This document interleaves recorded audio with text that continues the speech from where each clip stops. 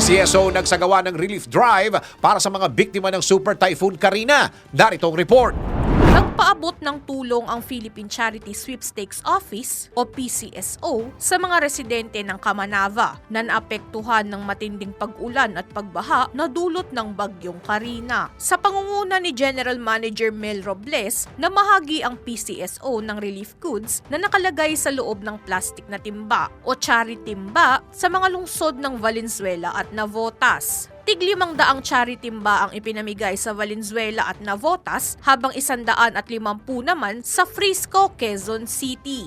Bilang tugon sa direktiba ni GM Robles, nagsagawa rin ang mga sangay ng PCSO at Small Town Lottery Authorized Agency Corporations ng relief drive sa kani-kanilang lugar. Kabilang sa mga lugar na nakinabang dito ang Taytay Rizal, Muntinlupa, Baguio, Benguet at ilang munisipalidad sa La Union. Tiniyak naman ni GM Robles na patuloy ang branch offices ng PCSO sa pagbibigay ng tulong sa mga lugar na naapektuhan ng nagdaang sakuna. At yan ang aking special report. Ako, si Christine Belen, nagbabalita ng tama, naglilingkod ng tama.